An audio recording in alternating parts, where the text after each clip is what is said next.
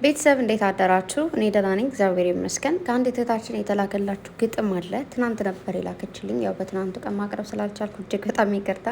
ስቲል ዛሬ ራሱ ከቤት ልወጣ ስለሆነ ከመውጣቴ በፊት ለማቅረብ ነው ማለት ነው። እህቴ ይቅርታ ትናንት ስላላቀረብኩልሽ። ዛሬ እንግዲህ በተቻለ መጠን ያው ላቀርብ መጥቻለሁ። ስለዚህ ሁላችሁም በደንብ አድርጋችሁ አዳምጡ። ይህ ግጥም ወደ ሀይሚና የብሩክ ጀግናዎች ቤተሰብ ነው። እህትሙዬ እሺ ስላልሽኝ አመሰግናለሁ። ስወድሽ ብላለች። ያው መጀመሪያ ግጥም ልላክ ብላኝ እሺ ስላልኳት ነው እና እህቴ እናመሰግናለን። በመጀመሪያ ደረጃ በዚህ መልኩ ለጨረቃ ፋሚሊ ግጥም ስለገጠምሽልን ማለት ንጹህ ሰዎች እንደሆኑ ስለተረዳሽ ማለት ነው። እውነት ጨረቃ ፋሚሊ ይለያሉ፣ ይገባቸዋል። እመቤቴን የራሱ ብችል ባደርገው ደስ ይለኛል እና ደግሞ በዚሁ አጋጣሚ ብዙ ለቅምጥሌ ስትገጥሙ የነበራችሁ እህቶች አላችሁና ብዙ እህቶች ናፍቆናል ግጥም እያሉ ነው። ስለዚህ ጻፉ ማለት ነው። የርዕሱ ማን ነው? የግጥሙ ርዕስ ጨረቃ ፋሚሊ የድጋፍ ብርሃን። ጨለማው ሲሰፋ ፈተናው ሲበረታ፣ መንገዱ ሲጨልም ተስፋም ሲረታ፣ ጨረቃ ፋሚሊ በሰማይ ወጣ፣ ብርሃንን ይዞ ከፍ ብሎ ወጣ። እንደ ጨረቃ ብርሃን ሌሊትን የምትገዛ ብርታቱ ናችሁ፣ ልባቸውን አነጻችሁ። እንደ ከዋክብት ብዛት ደምቃችሁ ስትቆሙ፣ ለሀይሚ ለብሩክ ትልቅ ተስፋ ሁኑ።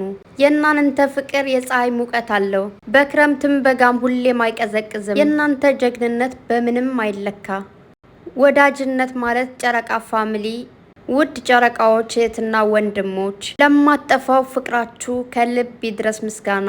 ፈተናው አልፎ ድሉ ሲታይ ዛሬ የእናንተ ስም የሚነሳ የብርሃን ቤተሰቦች ዘወትሬ ብላ ልብ ቅርጽ ዱቅ አድርጋችሁ አላችኋለች። እናታችን ግጥም ልትገጥምላችሁ የቻለችው ብሩኬ 1 ሚሊዮን አስገቡኝ ብሎ ሸር ባደረገው 1 ሚሊዮን በአንድ ቀን ሙሉ ራሱ አልሆነም፣ የተወሰነ ሰዓታት ነው የጨረሰብን።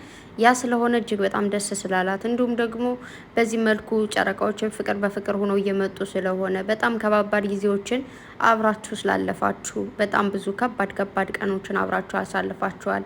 ምናልባት እነሱ ከካሜራ ጀርባ በፍቅር የሚፈተኑት ብዙ ፈተና ሊኖር ይችላል። ለእኛ ጋር ደግሞ አምጥተው የሚያሳዩን ትልልቅ ፈተናዎች ወይ ደግሞ ብዙ ማይታለፉ ቀናቶችን አልፈዋል። እኛም ደግሞ አብረናቸው አልፈናል። ስለዚህ ያንን ነው የገጠመችላችሁ እህታችንና እናመሰግናለን። ያው እንግዲህ በደንብ የገጠምኩት አይመስለኝም ቤተሰብ ያው ትናንት ነግሬያችኋለሁ።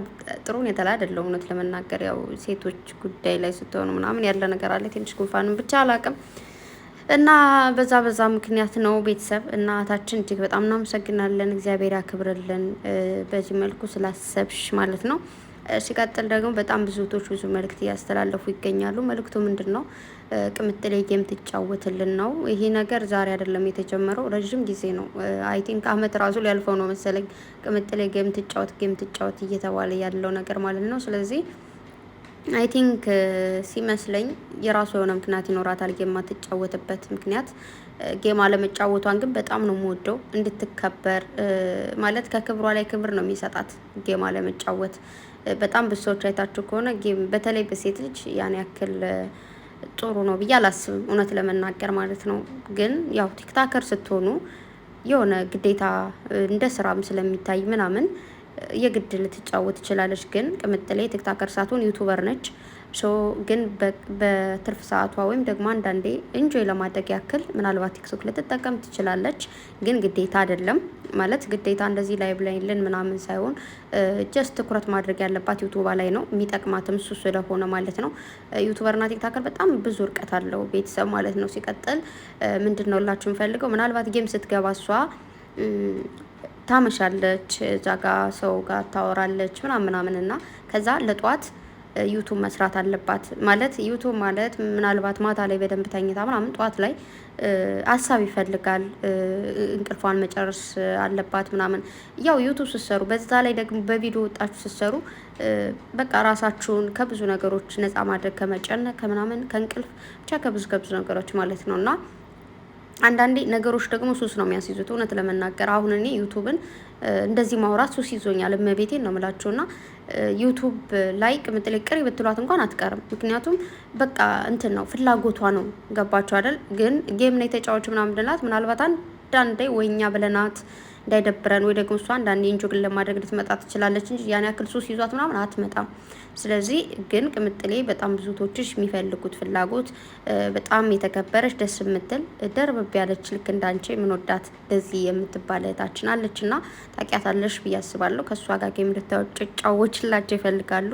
እውነት ለመናገር በጣም እንደምትወዷት እንደምታከብሯት የገባኝ ሰው አመራረጥ ራሱ እንዴት እንድቻላችሁበት። ያው ደዚህን ታውቃታላችሁ። በጣም የምትወደድ ልጅ ነች። በጣም ደስ የምትል ጅንጀና ባለጌ ነው እያለች ነበር ያስተማረችን። ያው እንግዲህ ተጀንጅናውን ግን ደስ የሚል ባላ ግብታለች ማለት ነው። ስለዚህ እንግዲህ መጀናጀን ጥሩ ነው ማለት ነው። ለማንኛው ደዚህ ደስ የምትል አዝግ የሆነች ልጅ ነችና በጣም ነው የምወዳት እውነት ለመናገር። ስለዚህ ከደዚህ ጋር መጫወት ደግሞ ጥሩ ነው ማለት ፋራ አይደለችም ስላችሁ። አንዳንድ ሰገጥ ያሉ ሰገጤዎች አሉ ምን እንደሚያዙ ራሱ ቅጣት ሲቀጣጡ ምን እንደሚያዙ ራሱ ግራ የገባቸው ነው ሰዎች አሉ ሲያስጠሉ ማለት ነውና ያው የቀጠሮ ጌም ደግሞ ቅጣት ምናምን የለውም ባይዘወይ።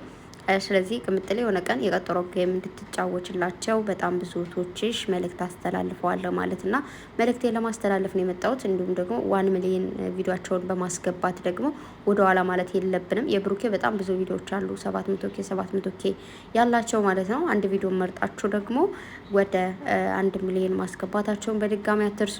የቅምጥሌን ቪዲዮም እንደዛው 600 ምናምን እና እንዲሁም ደግሞ 500 ምናምን ቪው ያለውም አለ ብቻ ያው ሁለታቸውም ደግሞ ግን ቡራም ቅምጥሌም አንዳንድ ቪዲዮ መርጣችሁ በራሳችሁ ዩቱብ ቻናል ላይ ይህንን 1 ሚሊዮን አስገቡልን ብላችሁ ሸር ብታደርጉ እንደ ሀሳብ ሁሉም ሰው በስምምነት አንድ ቪዲዮ ብቻ ማየት ይጀምርና ያ ቪዲዮ ደግሞ 1 ሚሊዮን መምጣት ይችላል ማለት ነው።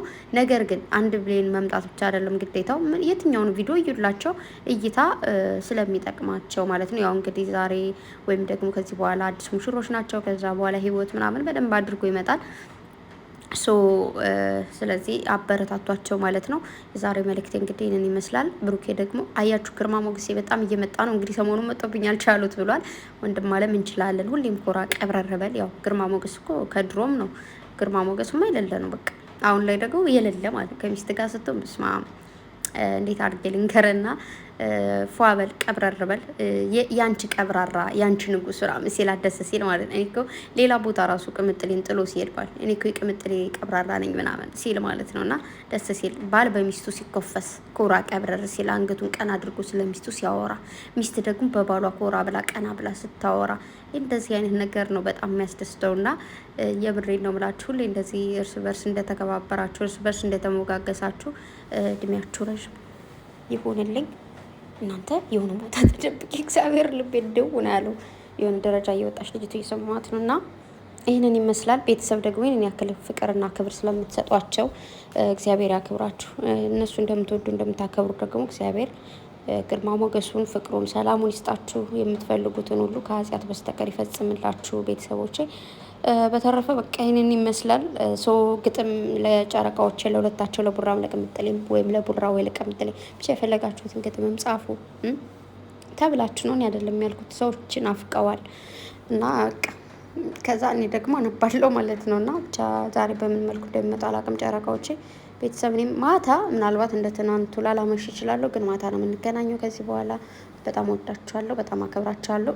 ደግሞ ቤተሰብ እንኳን ለመልአኩ ለቅዱስ ገብርኤል ዕለታዊ በዓል በሰላም አደረሳችሁ አደረሰን። እንግዲህ እስኪ እግዚአብሔር ብሎትና እግዚአብሔር ፈቅዶ ለሀገራችን አብቅቶ ለደጁ ያብቃን፣ ለቤተ መቅደሱ ለመብቃት ያብቃን። ያው ቅዱስ ገብርኤል ለእኔ ብዙ ነገር አድርገውልኛል። ብዙ ነገሮች ላይ እግዚአብሔርን በህይወት የምመካበት ቅዱስ ገብርኤል ነውና በማንም አልመካም። ስለዚህ ለሁላችሁም ለእኔ የደረሰልኝ ለእናንተ የሚደርስላችሁ ብቻ ብዙ ረዥም ማወራቸው ነገሮች ሊኖሩ ይችላሉ። አንድ ቀን ነገሮች ሲስተካከሉልኝ እንደ ፈጣሪ ፍቃድ። በተረፈ በጣም ወዳችኋለሁ ቤተሰብ። መልካም ጊዜ ይሁንላችሁ። መልካም ቀን ባይ